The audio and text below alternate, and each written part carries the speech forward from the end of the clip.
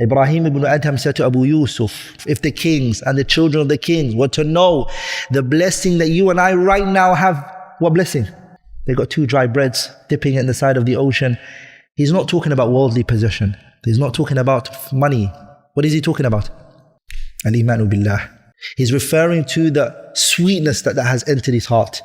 That's why, my brothers and sisters, when you receive Al-Imanu Billah and your Iman is very strong, you will become like a boat in the middle of the ocean, the tide all over the place.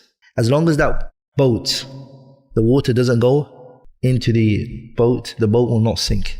The believer who has strong Iman, and now it shows on his limbs, he will not sink. He will float. Even though around his life and everything that's going on is very hard. Tuma'nina, sakina. Because who is he connected to? Allah subhanahu wa ta'ala.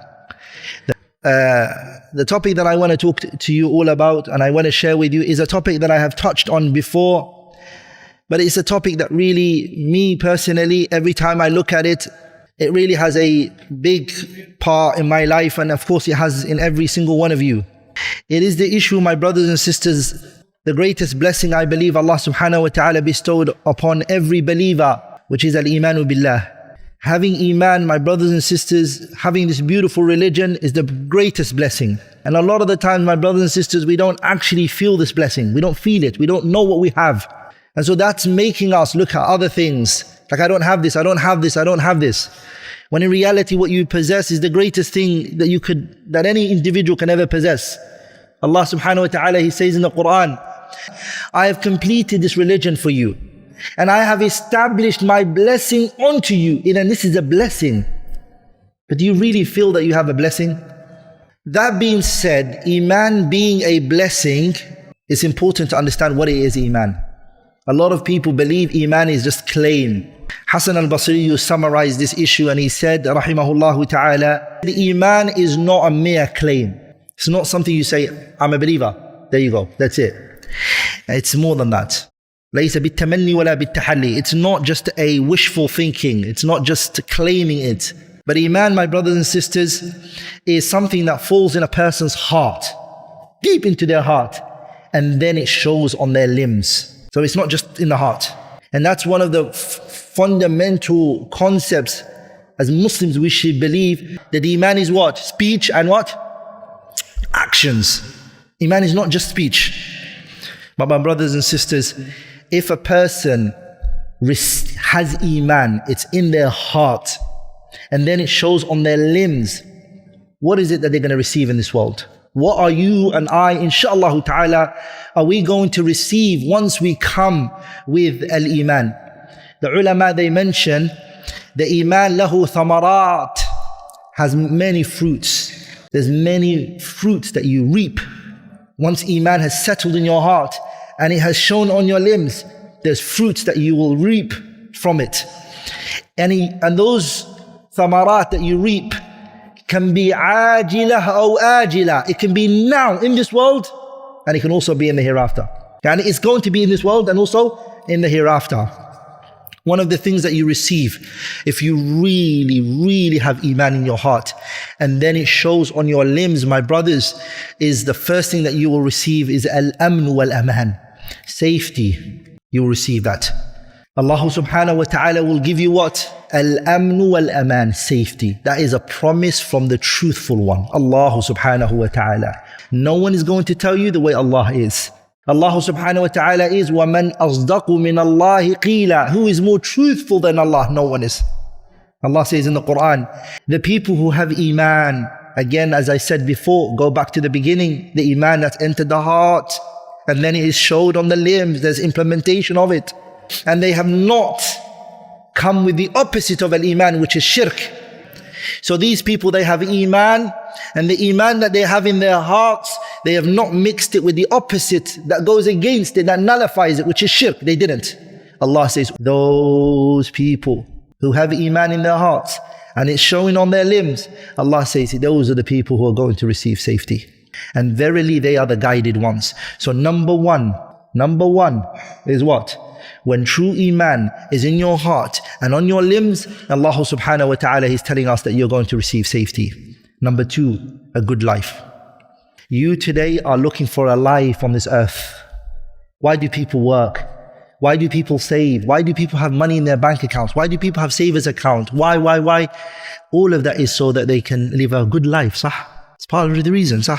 But not always does the money that you collect, not always the assets that you have, does it bring you a good life. Actually, majority of the times it doesn't. But there is a route that if you take, even if you don't have those assets, even if you don't have those worldly possessions, Allah subhanahu wa ta'ala promised you that you're going to live a good life. Again, this is Allah, the truthful one subhanahu wa ta'ala. Allah says in the Quran subhanahu wa ta'ala, any man who believes in Allah, every woman who believes in Allah, we're going to give them a good life. فَلَنُحْيَنَّهُ بِالتَّشْدِيدِ يعني we will give them a good life, and we will give them a good life, and we will give them a good life. And the day of judgment, you're going to be rewarded greatly. But in this world, you're going to live a good life. In another verse, Allah subhanahu wa ta'ala, He says, الَّذِينَ آمَنُوا, those who believed. Underline that word. Again, it's Iman that has what? Entered the hearts. It now has showed on the limbs. What will it do, my brothers and sisters? It will give you tranquility. الَّذِينَ آمَنُوا وَتَطْمَئِنُّ قُلُوبُهُمْ بِذِكْرِ اللَّهِ. You find that person tranquil, no stress, no. Allah is taking care of them subhanahu wa ta'ala. The Prophet, Allah subhanahu wa ta'ala, went on to say, أَلَا بِذِكْرِ اللَّهِ, verily in the remembrance of Allah does the heart find tranquility. And that is what some of the righteous meant when they said, if the kings, the rulers, and those in charge, and the children of the rulers, if they were to know the life that we are living, they would come out of their palaces with their swords, and they would try to strip from us that life that we have. The scholars mention, like Abu Nu'aym al-Asfahani in his kitab Hilyatul Awliya wa Tabaqatul Asfiya, he mentions this.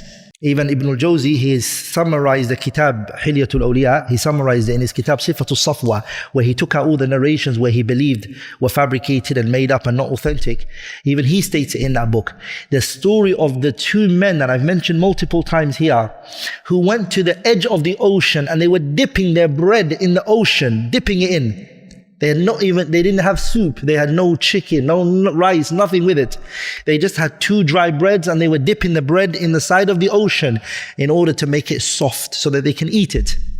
Ibrahim ibn Adham said to Abu Yusuf, if the kings and the children of the kings were to know the blessing that you and I right now have, what blessing? They got two dry breads, dipping it in the side of the ocean. He's not talking about worldly possession. He's not talking about money. What is he talking about? Al-Imanu Billah. He's referring to the sweetness that has entered his heart. That's why, my brothers and sisters, when you receive Al-Imanu Billah and your Iman is very strong, you will become like a boat in the middle of the ocean, the tide all over the place. As long as that boat, the water doesn't go into the boat will not sink. The believer who has strong Iman, and now it shows on his limbs, he will not sink, he will float. Even though around his life and everything that's going on is very hard. Tuma'nina, sakina. Because who is he connected to? Allah subhanahu wa ta'ala. The next thing, my brothers and sisters, the people who have Iman, the third thing that they receive is that shaytan has no power over them. Allah tells us in the Quran, إِنَّهُ لَيْسَ لَهُ سُلْطَانٌ عَلَى الَّذِينَ آمَنُوا. He does not have إنه أي شيطان لأنه أقرب المذكور. Shaytan was the one that was just recently mentioned in the verses before. Shaytan does not have any power, any authority, any control over the what? Those who believe. He has no power over them. He's very weak against them, and they rely on their Lord. Those who are relying on Allah, who have Iman, He has no power over them. The people that He has power over is the people that have surrendered to Him, that believe in Him, that go to Him, not the ones who are connected with Allah subhanahu wa ta'ala. The fourth benefit, my brothers and sisters, having Iman does for you is, guess who defends you? Who is it that's going to defend you? Allah subhanahu wa ta'ala. You will be under the protection. Allah will defend you subhanahu wa ta'ala. Inna Allah yudafi'u 'anil ladhina amanu. Allah is the one who what? Defends the believers. The Iman. we were talking about all this time. Allah is saying, Inna Allah yudafi'. Allah is the one who protects. Allah is the one who defends. Allah is the one who cares for. For who? Those who believe. That's why Allah said in another verse, Ala inna awliya Allahi. Verily the allies of Allah, la khawfun alayhim. There is nothing that they fear. Wala hum yahzanun. The scholars, they mention when fear, yani khawf and huzn are mentioned together, what does it mean? Fear meaning where they are heading, where they are going to, because you get scared. You're leaving this world, you're meeting the angels for the first time, different creation, you've never seen them before, you get scared. So there's no fear for them where they're going. وَلَا هُمْ يَحْزَنُونَ. And they will not be saddened by those who they've left behind, their loved ones. Because you left your wife, you left your children, you've left everything behind. You're worried, who's going to take care of my children when I die? Who's going to take care of my family? Who? There's no fear for them. There's no worry. Guess who's going to take care of them? لَهُ مُعَقِّبَاتٌ مِّن بَيْنِ يَدَيْهِ وَمِنْ خَلْفِهِ يَحْفَظُونَهُ مِنْ أَمْرِ اللَّهِ. They are protected from all directions. Who is it protecting them? إِنَّ اللَّهَ يُدَافِعُ عَنِ الَّذِينَ آمَنُوا. Allah is the one that's protecting them. So there's nothing that they need to worry about. My brothers and sisters, the Prophet told us sallallahu alayhi wa sallam in a hadith, which is hadith Qudsi, hadith ilahi, which is man aada waliyan. Anyone who shows animosity and hate towards what? Allah is in war with you. Who are these people that are the allies of Allah? We just took it right now. أَلَا إِنَّ أَوْلِيَاءَ اللَّهِ لَا خَوْفٌ عَلَيْهِمْ وَلَا هُمْ يَحْزَنُونَ الَّذِينَ آمَنُوا وَكَانُوا يَتَّقُونَ. آمَنُوا. The awliya of Allah are who? People of Iman and taqwa. So the hadith, man aada li waliyan. The wali is a person who has what? Two characteristics. Al-Iman wa taqwa. The minute that the person comes with that, whether it's a man or a woman, it doesn't matter. Who is it that's going to defend them? Who is that you are going war with when you attack, when you slander, when you belittle, when you ridicule a person who has Iman and taqwa? You're in war with who? With Allah subhanahu wa ta'ala.